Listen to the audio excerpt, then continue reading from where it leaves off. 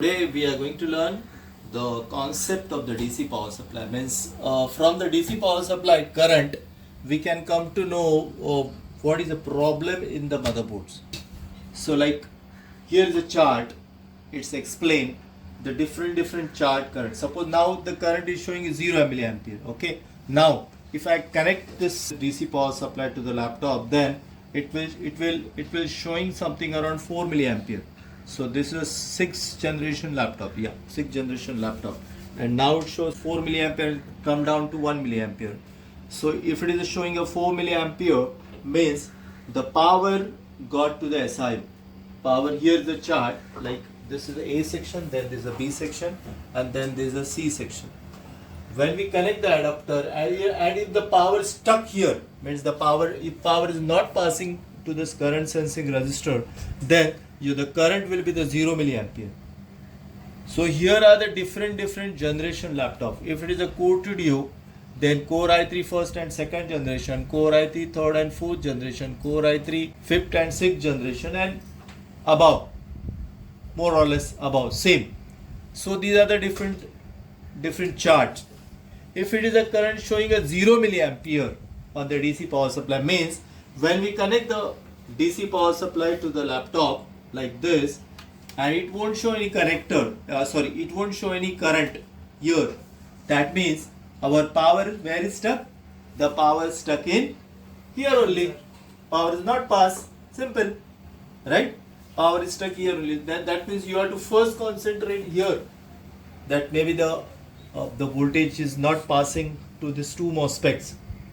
Okay, and if the current is showing from 4 milliampere to 20 milliampere somewhere, that means the SIO got the power. It's like that. And when we connect the DC power supply, I'll show you the chart here. Just wait.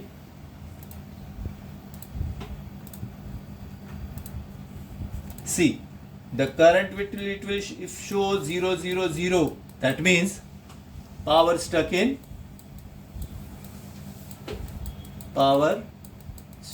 where power is stuck? First section, that means battery charging section. Battery charging section. And if the current shows 0.003 to 0.020, that means SIO got power. Simple. You no need to open a laptop. Just simply you can come to know the SIO got the power. And this power is without battery. Yeah? When you connect the battery, your current will increase like this. I'll show you. Now the battery is not there. Now if I connect the battery like this,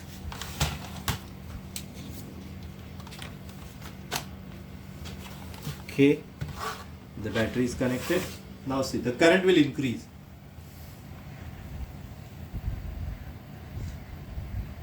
Above 6. Yeah. See, the current is increased. See, the laptop is off, but how much the current is showing? 1.6 ampere. Laptop is not turned on, but the current is showing 1.6 ampere because of the battery is there. Because my current is passing here. Okay. My current is passing here, so it is showing high current. So if you want to know whether battery charging or not, simply you can come to know from the DC power supply. If it is a taking current, that means your battery is charging, like that. Okay. Now what I'll do is I'll remove the battery.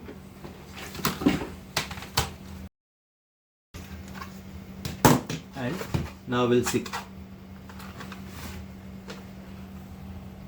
When I connect the battery, that time it was showing 1.6 ampere, but now it's showing, it goes to 4 and come back to 1. Okay, so that means this is a normal position. Now when I turn on the laptop like this, when I turn on, the current is increased. It goes 400, and just see the current is fluctuating. Current is going up and down, or up and down, and here is a booting. Okay, so this is a normal process. This should happen. Now come to this chart.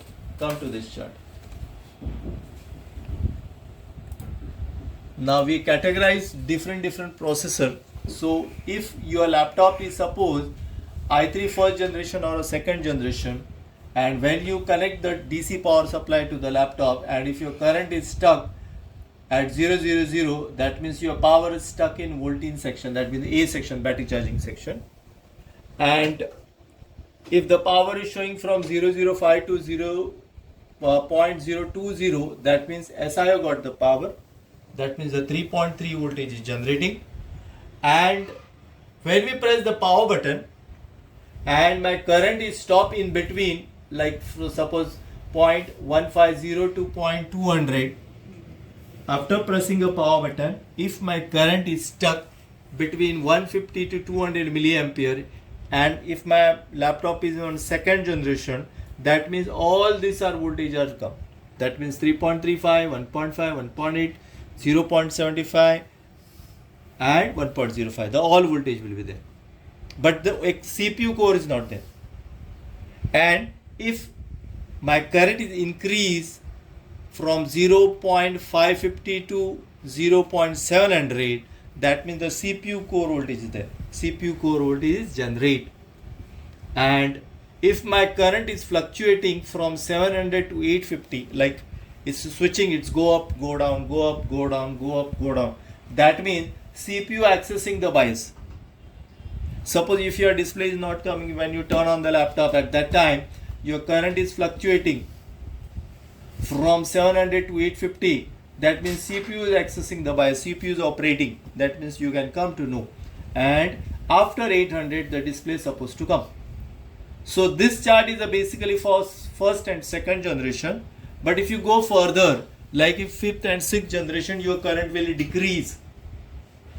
Same things happen here. If my current is stuck in 00, that means the power is stuck in A section, that is in battery charging sections. If my current is come from 0.003 to 0.02 milliampere, that means the 3.3 and 5 voltage is there, and as I got the power. If my power is stuck between 100 to 150 milliampere, that means the all voltage are there except CPU core. And if my power is from 300 to 400 milliampere, that means CPU core is generate. See the difference. If it is CPU is a core to duo, then the current is 800 milliampere. If my laptop is second generation i3, that means it will be 550 to 700. And if it is a third to fourth generation, the current will be 400 to 500. And if it's a fifth and sixth generation, then the current will be 300 to 400 milliampere. So this is a i3 processor. Okay, see if the core voltage is generated, see the difference. It's a wider difference. If it is a core to duo, 800 milliampere, and if it is a sixth generation, then there will be 300 to 400 milliampere.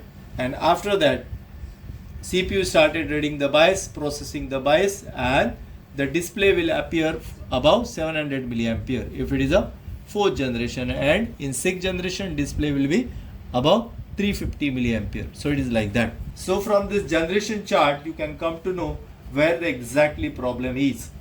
Okay, now if you ask what about i5 and i7 processor, just see here, if the same chart is there, only you have to add 200 milliampere current, like from this onwards. If this processor here, if the fifth generation processor is there, but the processor is i5, then simply you have to add 200 milliampere, 400 plus 200, that is 600 milliampere. And if the processor is i7, then simply you have to add 500 milliampere, that means 400 plus 500 milliampere, like that. And if the graphic chips is there, suppose i7 plus graphic chips is there, that means you have to add 400 plus 500 plus 700 milliampere, like that. So current will gradually increase accordingly which component or which chips are there on the motherboard, like that. So in this way you have to follow these steps. Okay, so as soon as you connect your DC power supply to the laptop, you can come to know what is happened there in the laptops from to seeing the DC current. Okay, so how much reading is there when you turn on the laptop, and if the current is stuck at some particular place, current is not fluctuating and your display is not there, that means you can come to know that your BIOS is or corrupt or the CPU may be faulty, because the CPU is supposed to access the BIOS. So if it did not happen, then you can first flash the BIOS, and if the problem still not solved, then you have to replace the CPU like that. So from this current chart you can come to know where the exactly problem. So here is the chart. Suppose he asked one question that what will happen if the 6th generation CPU is there, and what will be the chart. See, I tell you again, if I connect the DC power supply to the laptop, and if the current is stuck at 0, you are not open the laptop. Your customer laptop is came and just connect the DC. First remove the battery, because if you connect the battery, then it will show more current, because the battery also take current. So remove the battery and check current. Now if it is showing only 0, that means your current is stuck here at adapter input and battery charging section. But if your current is coming from 0003 to 0020, that means 3.3 and 5 voltage is there. Simply no need to go this, check this section and this section. Simply jump to the SIO. You understood? You no need to check whether it is the current is coming at current sensing resistor, current is coming to the 3.3 and 5 volt. Understood? Yes. Simply switch to this section. Come to this section and check the voltages and check the rest of the signal. Now, when you press the power button, your current should be changed. Suppose when I connect the DC power supply to the adapter, and when I press the power button, suppose my current is showing from 004 milliampere, and when I press the power button, but current is not, there is no variation in the current. Current is stuck in 004 milliampere only. That means the problem in this sections, adapters, the C section, power on section. Maybe your SI is not performing, or maybe your BIOS is corrupt, or maybe SI is not getting this input signal, whether AC in lead switch and all. So you have to check all the signal.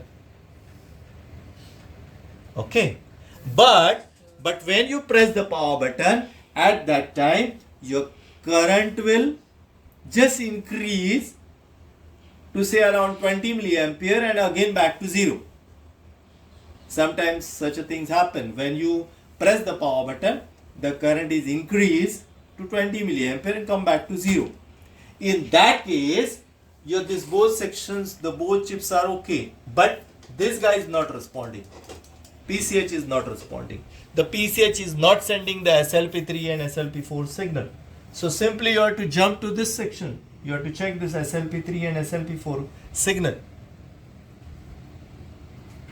They are supposed to come at 3 volt, but they are not. They may not coming. So you have to focus these chips, or if it is a 5th generation or 6th generation onward laptop, then you have to focus this CPU, because he is not responding. So you have to check this signal.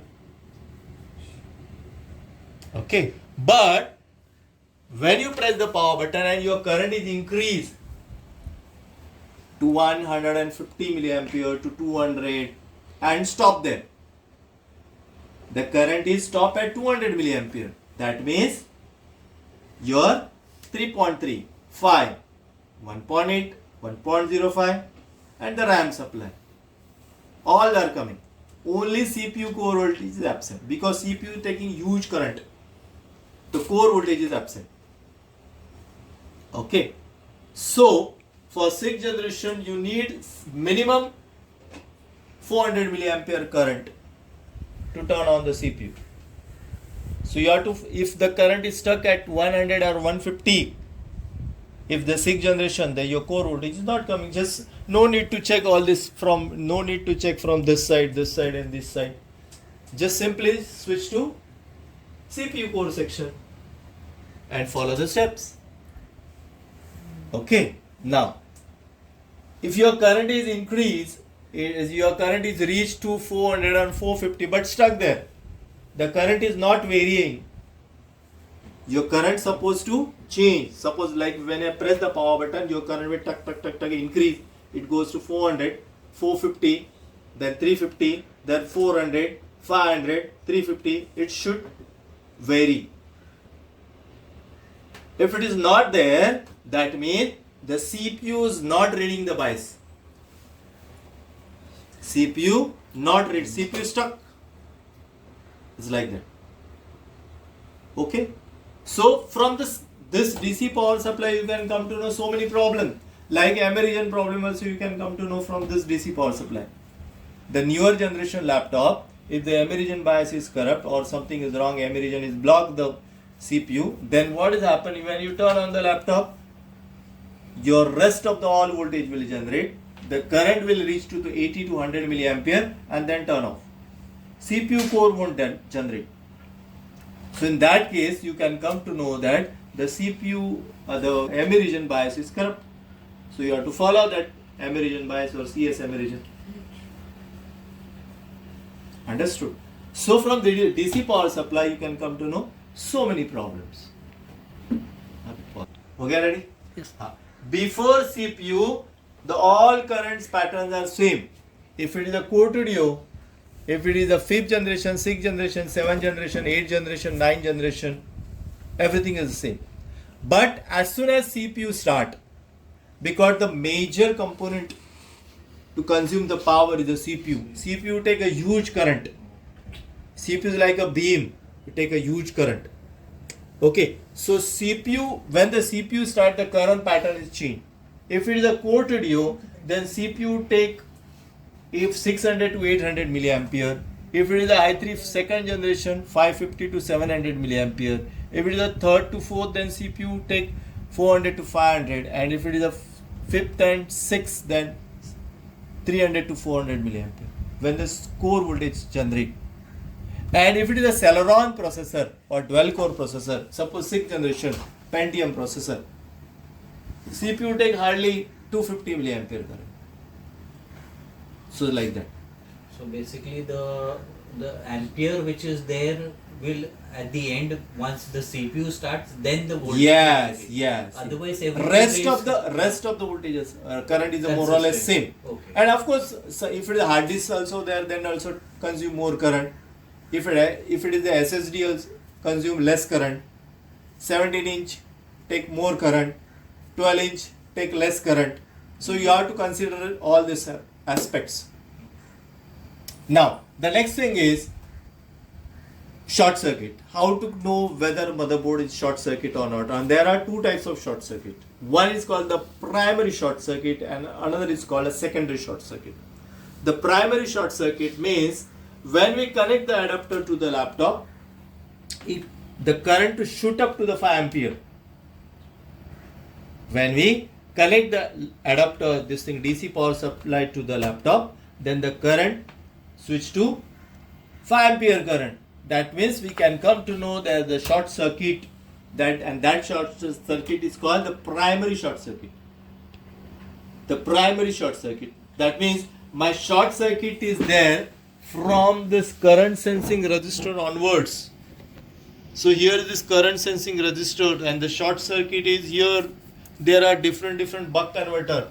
There is so many buck converters are there for 3 volt, 5 volt, 1.05, 1.8, 1.2 CPU core and graphics core.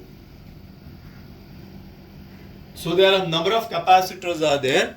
Either one of the capacitor is short on the 18 volt section, and that called the primary short circuit. And there is another short circuit, it's called the secondary short circuit. The secondary short circuit means what? When we connect this DC power supply to the laptop, at that time, when we have to remove the battery first and then we have to connect the DC power supply to the laptop, then my current will reach to 200 milliampere before turning on. I not turn on the laptop. Laptop is off condition. But as soon as I connect the DC power supply to the laptop, my current is showing how much? 200 milliampere. That means that short circuit is called the secondary short circuit. That short circuit is called the secondary short circuit. Secondary short circuit means what? When I connect the DC, current will pass, and there is this VRG3, this 3 volt is get shorted, and this 3 volt gets shorted, either my SI is short or the 3 and 5 volt chip is short. So that short circuit is called the secondary short circuit. Okay. So if it is a primary short circuit, means the 5 ampere will be there, and if it is a secondary short circuit, means my current will shoot to 150 to 200 milliampere instead of this pattern. So that is called secondary short circuit. So there are two types of short circuit. So from the DC power supply, even you can come to know whether the battery charging or not. Sometimes we doesn't know whether the battery charging or not. Suppose if I connect the DC power supply like this, and suppose the battery is there and current is showing suppose 5 to 10 milliampere, that means the battery is not charging. Understood?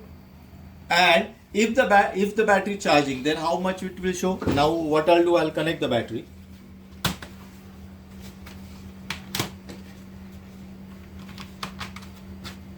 See, a battery connect, then you see the difference here. See, the current is increased, right?